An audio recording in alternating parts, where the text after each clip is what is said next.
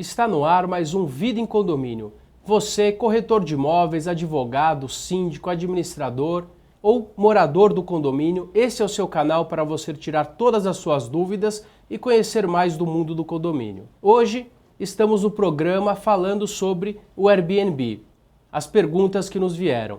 O tema é muito polêmico, trouxe inúmeras dúvidas e vamos procurar responder todas essas questões para você que está nos assistindo, esclarecer toda aquela situação e evitar qualquer tipo de problema no seu condomínio. A primeira pergunta vem de fora do estado de São Paulo, vem do Juan de Londrina, no Paraná. Ele pergunta: é possível o condomínio impedir a locação por temporada? A locação por temporada, ela não é ilegal. É impossível o condomínio impedir a hospedagem dentro de um condomínio. O que vai conotar a hospedagem são aquelas situações que nós falamos nos programas anteriores. A locação por diária, ela é exclusiva de meios de hospedagem e para realizar essa locação exclusiva em meio de hospedagem, o condomínio ele tem que estar preparado para isso, além do registro em entidade que ele deva ter na Embratur. Então, dessa forma, o condomínio não pode simplesmente passar a operar como meio de hospedagem. Ele tem que estar na concepção do condomínio, que ele é um condomínio que aceita essa formalização, esse tipo de situação e ter todas as licenças necessárias. Um condomínio residencial não pode trabalhar como hospedagem, pode trabalhar com locação por temporada, tomando muito cuidado para que a locação por temporada não seja uma situação que esteja camuflando uma hospedagem. Então, se ele locar como hospedagem, tentar camuflar como locação por temporada, logicamente que não vai poder. Então, o condomínio pode impedir a locação por temporada? Não, a não ser que seja uma pseudo-hospedagem, daí sim, ok? Marcos Vinícius de Cunha, aqui em São Paulo, pergunta: nosso prédio tem unidades pequenas e as locações têm sido feitas para muitas pessoas. Podemos limitar o número de ocupantes? Limitar o número de ocupantes, em tese, ela vai infringir, ela vai contra o direito de propriedade. Eu, dentro da minha unidade, posso fazer em tese o que eu quiser, desde que eu não perturbe o direito alheio. Porém, em situações como essa, a Justiça tem entendido que, para locação por hospedagem, ele não está limitando o proprietário, ele está limitando aquele proprietário que está locando para um terceiro com o fim de não perturbar o sossego, saúde e segurança dos que ali coabitam. Então, a Justiça tem entendido sim que dá para limitar o número de pessoas na locação por temporada. Dessa forma, nós temos aqui uma jurisprudência que você vai estar vendo aí na sua tela, que diz o quê? Um condômino, ele entrou com uma ação tentando nulificar a limitação de ocupantes em cada unidade, ou seja, anular a decisão da Assembleia que estabelecia número de pessoas por unidade, estabelecida para caso de locações ou empréstimos a terceiro.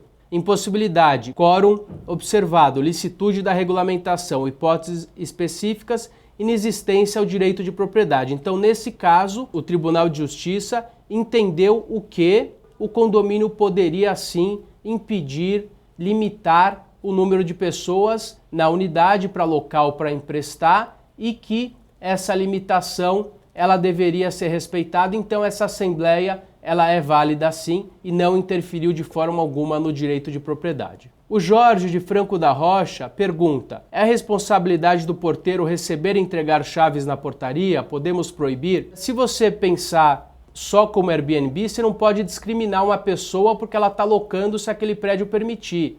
Você tem que pensar de uma forma genérica. Então, o condomínio ou tem uma política de não receber chaves de nenhum morador e não deixar a chave na portaria de forma alguma, ou se ele receber as chaves, o prédio tem que saber que ele assume sim responsabilidades, porque a partir do momento que ele está recebendo chaves de terceiros, caso ele concorra para qualquer delito ou dê a chave para a pessoa errada, ele vai estar sim assumindo uma responsabilidade por qualquer tipo de situação que possa ocorrer na unidade. Vamos para a pergunta do Wilson, que nos questiona: surgiu uma ideia na última reunião, podemos cobrar taxa para locação para temporada? Então, Wilson, é uma saída que apareceu em alguns imóveis de praia, onde aqueles moradores eles acabavam locando, abusando, e aquele que morava lá ele queria usar a piscina, ele queria usar as áreas comuns e não conseguia, aquelas unidades estavam locadas para inúmeras pessoas e alguns condomínios, a gente tem alguns casos práticos na praia, começaram a cobrar uma taxa de locação por temporada. A princípio poderia parecer razoável para o prédio, mas foi uma situação que a justiça rechaçou. Não é permitido.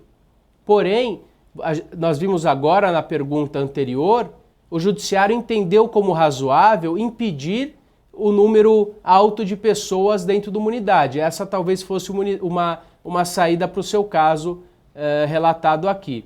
Então, você não pode cobrar uma taxa para locação por temporada. Isso infringe a legislação e você só pode cobrar com base na fração ideal de cada unidade. Essa é uma taxa que não tem uma previsão na convenção e a Assembleia não pode instituir uma taxa que não está prevista e também não compõe a fração ideal daquela unidade. Vamos rapidamente para esse julgado, onde é mencionado a taxa de locação por temporada. A Justiça entendeu como ilegalidade e abusividade. Taxa criada com o específico propósito de ser uma medida de prevenção para alocações de temporada. Afronta o direito de propriedade e possibilidade da locação do imóvel para a temporada. Expressa a previsão na lei de locações. Ausência de demonstração de uso indevido do imóvel. Não especificação de condutas indevidas pelo locatário. Cobrança antecipada por eventuais danos suportados que constituem enriquecimento ilícito do condomínio. Você não pode cobrar nenhuma taxa e aquele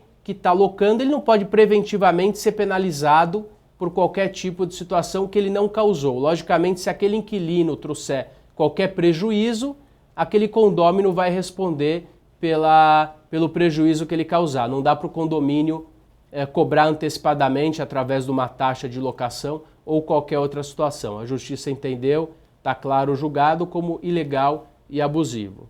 Temos mais uma pergunta. Podemos inserir cláusula proibitiva na convenção e regimento interno para locação por temporada? Você pode sim limitar algumas situações. Você não pode impedir essa locação por temporada, mas você pode, na convenção e regimento, por exemplo, impedir a locação por hospedagem com base na lei que aduz que os estabelecimentos específicos para hospedagem são aqueles e não um condomínio residencial, que isso vai desvirtuar, vai desviar a finalidade e a conotação residencial desse edifício, ok? Agora vamos escutar o que o Ricardo Alcerito tem a nos dizer. Nós fomos até o condomínio onde ele é síndico profissional, na Alameda Jaú, aqui próximo do Cresce. Vamos ver o que ele tem para falar sobre a prática de Airbnb e locações por hospedagem no estabelecimento onde ele trabalha.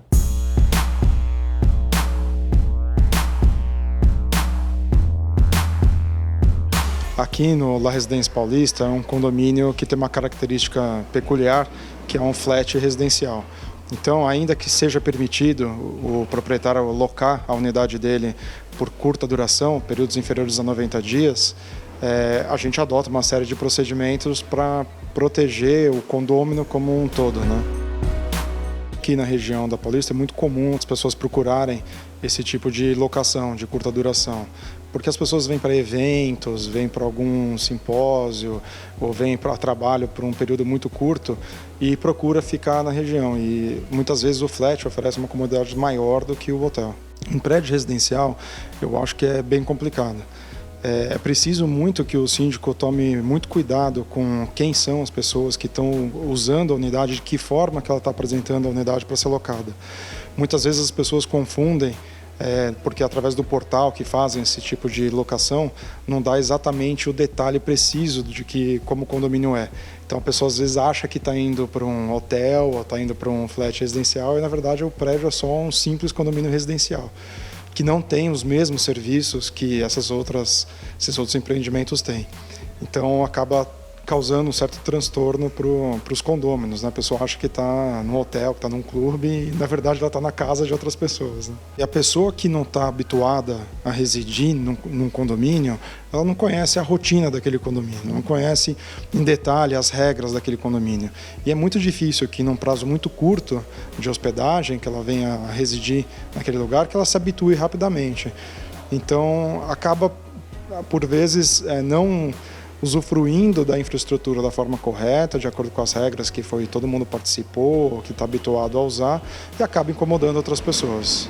A gente tem uma série de procedimentos que adotamos dentro do condomínio para fazer com que essa pessoa que venha tenha de forma mais rápida e mais precisa possível conhecimento das regras e da rotina do condomínio. Então a gente faz uma ficha, um pré-cadastro, a gente pede o contrato de locação dessa pessoa, que ela apresente esse contrato, a gente pede um aviso prévio do proprietário que ele informe sempre que ele fizer esse tipo de locação e passe todos os dados do locatário. A gente tem um resumo do regulamento interno que a gente entrega para essa pessoa e ela assina um termo de que ela está recebendo essa documentação, esse resumo do regulamento interno, para que se a pessoa infringe esse regulamento, se ela comete alguma infração, ela tem que saber das consequências. Bom, acho que o mais importante é ter uma relação muito próxima com o proprietário.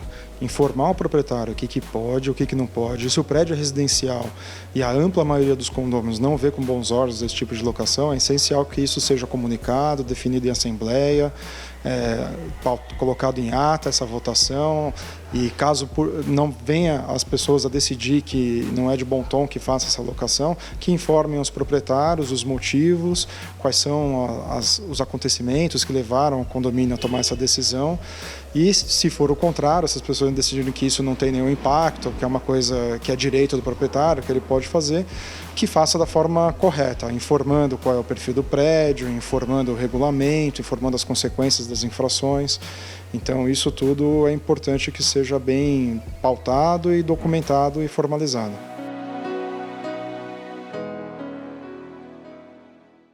Bom, chegamos ao fim de mais um programa. Agradeço a audiência e nos vemos na semana que vem. Obrigado.